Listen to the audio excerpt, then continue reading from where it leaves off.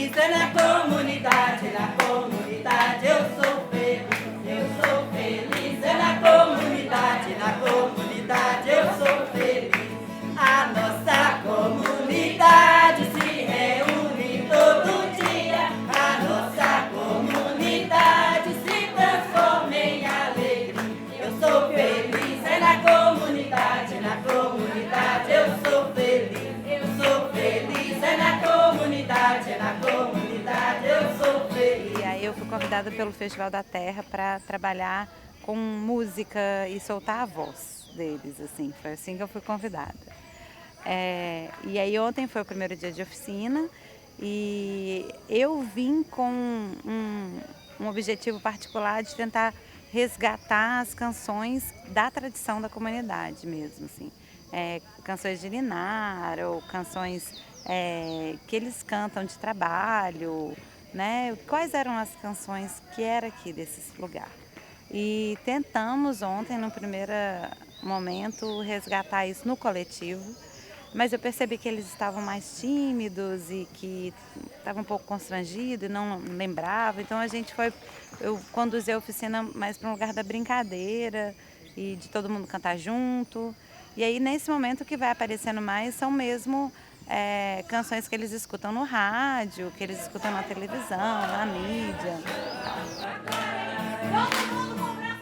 Entre tapas e beijos, ordem e desejo, sonho e ternura.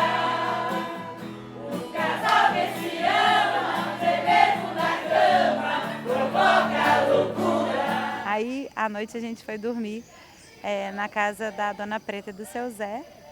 E nós fomos muito bem recebidos, foi muito gostoso. A primeira coisa que ela me viu quando eu cheguei foi: eu sei uma música de ninar que eu ninava meus filhos, que era a música do Beitu.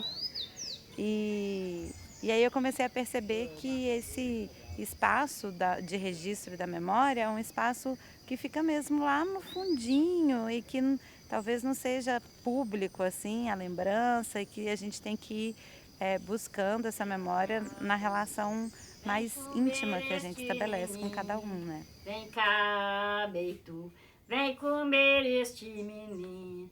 Não vem não, Beitu, que o menino já dormiu. Não vem não, Beitu, que o menino já dormiu.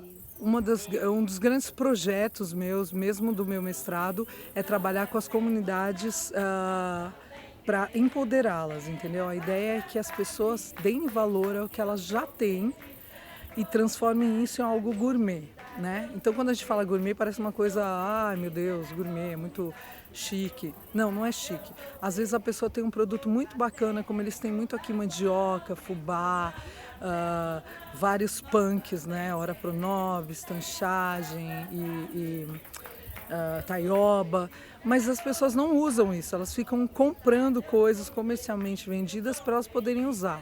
Então, um dos meus projetos é empoderar essas mulheres dessas comunidades para que elas produzam esse produto com o que elas têm na terra delas. A gente trabalhava com alguns produtos naturais, não todos, e às vezes não de maneira correta, né? E agora a gente já vai fazer de maneira correta, certinho, como o leite de arroz a gente imaginava que era difícil, e não é tão uma coisa absurda assim, é uma coisa que é do dia a dia da gente, é uma coisa tranquila de fazer e dá para fazer. Às vezes precisa de um feeling, né? Precisa de alguém para falar, ó, isso aí é legal, é bacana, vamos trazer, vamos ensinar, vamos trazer para o nosso prato com uma frequência maior. Eu sou feliz, é na comunidade, eu sou feliz. O que me trouxe até aqui foi um chamado, né, por uma oficina de empoderamento feminino, mas me surpreende muito ultimamente dar esse tipo de oficina, porque eu percebo mulheres muito empoderadas. Então eu tenho sido muito mais uma pessoa que auxilia nessa afirmação que já foi decidida e que sabemos que tem os seus preços sociais. Na zona rural não me parece diferente. Esse lugar ele precisa ser afirmado enquanto lugar de poder, de transformação, de alguns costumes e tradições que às vezes não chegam pra gente na cidade e vivemos outra realidade na cidade. Pisei no chão, sou mulher, não mudarei meu começo, eu acho que a gente tem que pensar nesse espaço entre mulheres que é de apoio, acolhimento e transformação. Não vai acontecer transformação em espaços com mulheres em guerrilha. A gente não pode pensar só na gente, tem que pensar no próximo também. Assim, a gente vê uma pessoa sofrendo, uma mulher, que foi o ponto forte. A gente vê uma mulher, ela tá apanhando em casa. O que eu posso fazer para essa mulher? Claro que eu vou dar apoio. Não é aquela coisa de em briga de marido e mulher, ninguém mete a colher mais, sabe?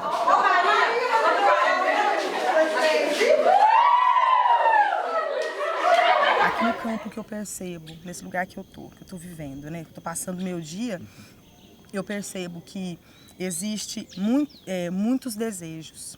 E eu espero que esses desejos não sejam sufocados. Né? Então eu venho para alimentar esses sonhos, esses desejos. Meu pai, no caso, falava que a gente não podia fazer certas coisas porque é coisa de homem, né? Que mulher não pode fazer coisa de homem. Então eu, por exemplo, eu deixei de estudar, né? Porque o meu pai não deixou sair para estudar, que eu ia estudar em Belo Horizonte, ele não deixou ir. Porque falava que moça, de lugar de moça, de filha moça era em casa, não podia sair, porque aí saía para lá e pegava as coisas diferentes, aprendia as coisas do jeito da gente. Então, por esse motivo, eu não estudei, né? Eu gostaria de estudar, ser uma professora ou alguém mais tivesse mais aprendizado, só que eu não aprendi porque a gente obedecia, falava que não e não. Então, por isso, eu não consegui estudar e as minhas irmãs estudaram e eu não consegui. Mas mesmo assim, e depois que eu casei, muitas coisas que a gente vai aprender, e igual falou ali, quando a gente dizer que não, quando a gente, por exemplo, o marido ou o namorado, quando a gente namorava, chega no limite aí, uma coisa que você acha que não está certo, você vai impor. Então eu aprendi muita coisa, confirmou, né? Alguma coisa que eu já sabia, confirmou e deu para aprender mais coisas, apesar de, eu te falei que o tempo foi pouco. Nós nos vamos despedir.